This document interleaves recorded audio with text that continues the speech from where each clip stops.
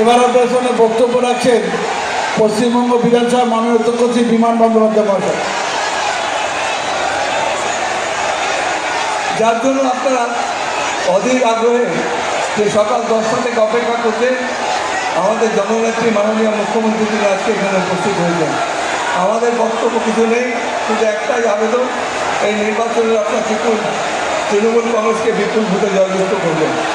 এবং আমি একটা কথা আপনাদের বলি, মাননীয় মুখ্যমন্ত্রী তো বলবেনই, শুধু একটাই কথা বলি, এবছর বিপুল সংখ্যক নিয়ে বিধায়ক নিয়ে বিধানসভায় চতুর্থবারের জন্য মুখ্যমন্ত্রী হচ্ছেন মমতা বন্দ্যোপাধ্যায়। এ ব্যাপারে কোনো আমাদের সন্দেহ নেই, এই বরিষ্ঠ তার অংশীদার থাকবে। আমি মাননীয় মুখ্যমন্ত্রীকে তার বক্তব্য রাখার জন্য অনুরোধ করব। আমাদের বাড়ির পশ্চিম প্রার্থী মাইটি করো শ্রদ্ধেয় বিমাননা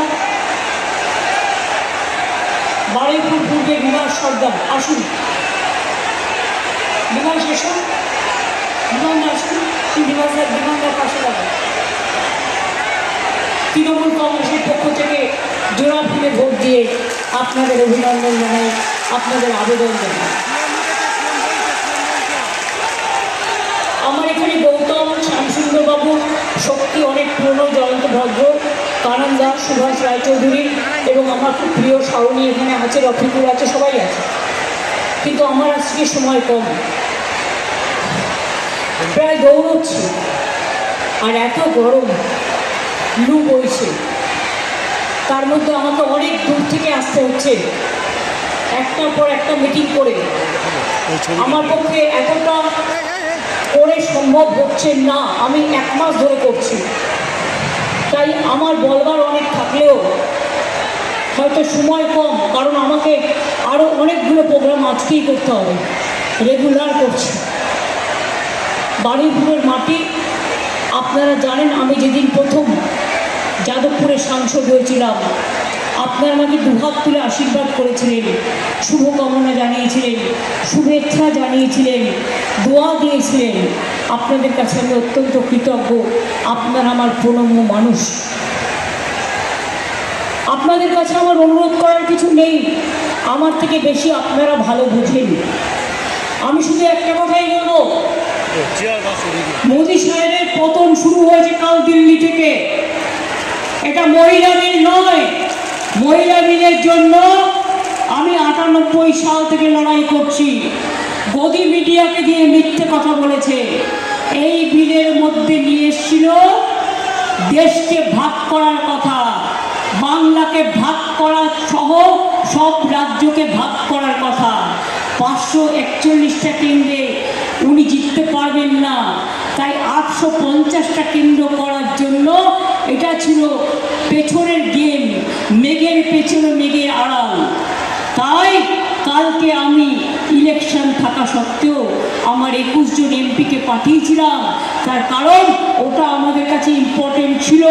দেশ ভাগ করতে আমরা দেব না, এবং বঙ্গ ভাগ করতে আমরা দেব না, রাজ্য ভাগ করতে আমরা দেব না। মোদী সরকার কাল হেরে গেছে, মহিলা দেখাচ্ছে নামায়। 98 সাল থেকে লড়ছি, 50% রিজার্ভেশন আমরা পঞ্চায়েতে দিয়েছি, মহিলাদের 50% দিয়েছি মিউনিসিপ্যালিটিতে।